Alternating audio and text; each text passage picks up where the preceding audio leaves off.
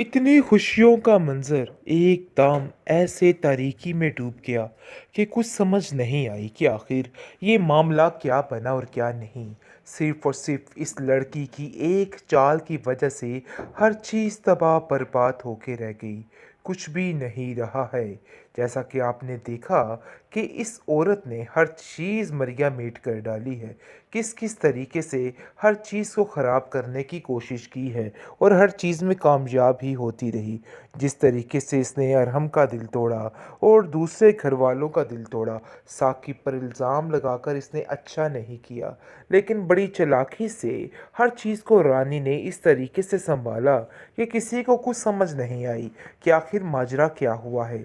और सबको ऐसा लग रहा है कि वाक़ई में ये सब कुछ बिल्कुल ठीक है। साकिब बहुत शुक्रिया अदा करने की कोशिश कर रहा है और कहता है कि मुझे आप लोगों का बहुत शुक्रिया अदा करना है। जिस पर रानी की माँ कहती है कि बेटा ये तो हमारा फ़र्ज़ था, क्योंकि रानी तुम लोगों की वाक़ई में बहुत तारीफ़ करती है और दिल से इज़्ज़त करती है, इसलिए मैं कभी भी आप लोगों को पीछे नहीं कर सकती हूँ। बहरहाल जी, आप देखेंगे कि बहुत सख्त रो रही है अरहम की माँ और कहती है कि मेरे इस वीराने को तुम ही दूर कर दो। मैं तो उन लोगों से छुटकारा पाना चाहती हूँ। बस अब मैं चाहती हूँ कि ये लोग मुझे कभी ज़िंदगी में नज़र ना आएँ। साकिब ने जो कुछ किया है ये चीज़ बिल्कुल नाकाबिले बर्दाश्त है और मैं दिल से कभी भी इन सब चीज़ों को नहीं भुला सकती। लेकिन जी, आप देखेंगे कि रानी की माँ कहती है कि आखिर असल माजरा है क्या? तुम मुझे क्या कहना चाहती हो? आगे से वो कहती है कि रानी को इस घर में भेज दो। मैं बस यही चाहती हूँ ताकि सारे मामला ठीक हो जाएँ। जिसको सुनकर रानी की माँ हैरान हो जाती है और कहती है कि तुम कैसी बातें कर रही हो? तुम तो अच्छे तरीके से जानती हो कि रानी का दिमाग साकिब की तरफ चला गया है और वो कभी इस बात के लिए हामी नहीं भरेगी और तुम्हें ये बात अब समझनी चाहिए। जिसको सुनकर वो कहती है कि मुझे समझ नहीं आ रही कि आखिर तुम क्या कहना चाहती हो? ज़रून काफ़ी ज़्यादा परेशान होता है ये मामला देख के और कहता है कि देखो फ़िज़ा, तुम्हें परेशान होने की ज़रूरत नहीं है। मैं रिदा के लिए वाक़ई में बहुत ज़्यादा परेशान हूँ, क्योंकि रिदा अपना दिल हार बैठती है और उसको कुछ समझ नहीं आती वो क्या करे। इसलिए सब उसको समझाने बुझाने में लगे होते हैं। साकिब कहता है कि ये सब नसीब का किया धरा है। अगर अरहम में इतनी हिम्मत होती तो वो इस मामले को रफ़ा दफ़ा करवा देता, लेकिन उसने बिल्कुल भी ऐसा नहीं किया है। उसने सिर्फ़ और सिर्फ़ अपनी माँ की बात सुनी है, जो कि बिल्कुल झूठी और बेबुनियाद थी, क्योंकि साकिब जानता है कि किस तरीके से अब इन चीज़ों को हैंडल करना है और क्या नहीं करना है। वो अपनी माँ से कहता है कि आपको परेशान होने की ज़रूरत नहीं है। उन लोगों की वजह से परेशान होना बिल्कुल छोड़ दें। दूसरी तरफ रानी की माँ जैसे ही दावा सुनती है अपनी उस दोस्त का और कहती है कि देखो, मैं तुमसे बहुत ज़्यादा शर्मिंदा हूँ। मैं ऐसा नहीं कर सकती, क्योंकि मैं भी मजबूर हूँ और मेरी मजबूरी को समझने की कोशिश करो। जिसको सुनकर वो कहती है कि देखो, मेरे पास भी और कोई चारा नहीं। मेरे घर में तो सब कुछ ख़त्म हो गया, लेकिन मुझे तुम पे काफ़ी उम्मीद थी, इसलिए वो कहती है कि मैं रानी से बात करके देखूँगी। देखो अब वो क्या कहती है। भई आखिरी फ़ैसला उसका अपना ही होगा, क्योंकि मैं जानती हूँ कि वो कभी इस बात के लिए राज़ी नहीं होगी, क्योंकि जिस तरीके से सबके सामने खड़े होकर उसने साथ दिया है साकिब का, ये बात तो बिल्कुल वाज़िया है कि ऐसा हरगिज़ नहीं होगा। जो कुछ भी होना है वो अब होकर ही रहेगा।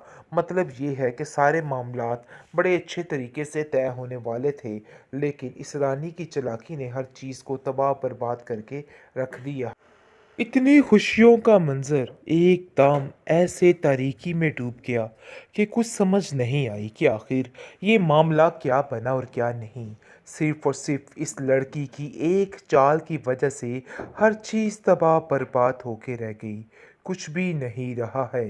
जैसा कि आपने देखा कि इस औरत ने हर चीज़ मरिया मेट कर डाली है। किस-किस तरीके से हर चीज़ को ख़राब करने की कोशिश की है और हर चीज़ में कामयाब ही होती रही। जिस तरीके से इसने अरहम का दिल तोड़ा और दूसरे घरवालों का दिल तोड़ा, साकिब पर इल्ज़ाम लगाकर इसने अच्छा नहीं किया। लेकिन बड़ी चालाकी से हर चीज़ को रानी ने इस तरीके से सँभाला कि किसी को कुछ समझ नहीं आई कि आखिर माजरा क्या हुआ है। और सबको ऐसा लग रहा है कि वाक़ई में ये सब कुछ बिल्कुल ठीक है। साकिब बहुत शुक्रिया अदा करने की कोशिश कर रहा है और कहता है कि मुझे आप लोगों का बहुत शुक्रिया अदा करना है। जिस पर रानी की माँ कहती है कि बेटा ये तो हमारा फ़र्ज़ था, क्योंकि रानी तुम लोगों की वाक़ई में बहुत तारीफ़ करती है और दिल से इज़्ज़त करती है, इसलिए मैं कभी भी आप लोगों को पीछे नहीं कर सकती हूँ। बहरहाल जी, आप देखेंगे कि बहुत सख्त रो रही है रम की माँ और कहती है कि मेरे इस वीराने को तुम ही दूर कर दो। मैं तो उन लोगों से छुटकारा पाना चाहती हूँ। बस अब मैं चाहती हूँ कि ये लोग मुझे कभी ज़िंदगी में नज़र ना आएँ। साकिब ने जो कुछ किया है ये चीज़ बिल्कुल नाकाबिले बर्दाश्त है और मैं दिल से कभी भी इन सब चीज़ों को नहीं भुला सकती। लेकिन जी, आप देखेंगे कि रानी की माँ कहती है कि आखिर असल माजरा है क्या? तुम मुझे क्या कहना चाहती हो? आगे से वो कहती है कि रानी को इस घर में भेज दो। मैं बस यही चाहती हूँ ताकि सारे मामला ठीक हो जाएं। जिसको सुनकर रानी की माँ हैरान हो जाती है और कहती है कि तुम कैसी बातें कर रही हो? तुम तो अच्छे तरीके से जानती हो कि रानी का दिमाग साकिब की तरफ चला गया है और वो कभी इस बात के लिए हामी नहीं भरेगी और तुम्हें ये बात अब समझनी चाहिए। जिसको सुनकर वो कहती है कि मुझे समझ नहीं आ रही कि आखिर तुम क्या कहना चाहती हो। ज़रून काफ़ी ज़्यादा परेशान होता है ये मामला देख के और कहता है कि देखो फ़िज़ा, तुम्हें परेशान होने की ज़रूरत नहीं है। मैं रिदा के लिए वाक़ई में बहुत ज़्यादा परेशान हूँ, क्योंकि रिदा अपना दिल हार बैठती है और उसको कुछ समझ नहीं आती वो क्या करे। इसलिए सब उसको समझाने बुझाने में लगे होते हैं। साकिब कहता है कि ये सब नसीब का किया धरा है। अगर अरहम में इतनी हिम्मत होती तो वो इस मामले को रफ़ा दफ़ा करवा देता, लेकिन उसने बिल्कुल भी ऐसा नहीं किया है।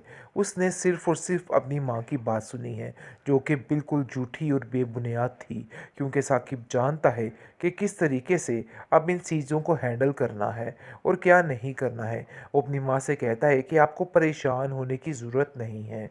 उन लोगों की वजह से परेशान होना बिल्कुल छोड़ दें। दूसरी तरफ रानी की माँ जैसे ही दावा सुनती है अपनी उस दोस्त का और कहती है कि देखो, मैं तुमसे बहुत ज़्यादा शर्मिंदा हूँ। मैं ऐसा नहीं कर सकती, क्योंकि मैं भी मजबूर हूँ और मेरी मजबूरी को समझने की कोशिश करो। जिसको सुनकर वो कहती है कि देखो, मेरे पास भी और कोई चारा नहीं। मेरे घर में तो सब कुछ ख़त्म हो गया, लेकिन मुझे तुम पे काफ़ी उम्मीद थी, इसलिए वो कहती है कि मैं रानी से बात करके देखूंगी। देखो अब वो क्या कहती है। भई आखिरी फ़ैसला उसका अपना ही होगा, क्योंकि मैं जानती हूँ कि वो कभी इस बात के लिए राज़ी नहीं होगी, क्योंकि जिस तरीके से सबके सामने खड़े होकर उसने साथ दिया है साकिब का, ये बात तो बिल्कुल वाज़िया है कि ऐसा हरगिज़ नहीं होगा। जो कुछ भी होना है वो अब होकर ही रहेगा। मतलब ये है कि सारे मामलात बड़े अच्छे तरीके से तय होने वाले थे, लेकिन इस रानी की चालाकी ने हर चीज़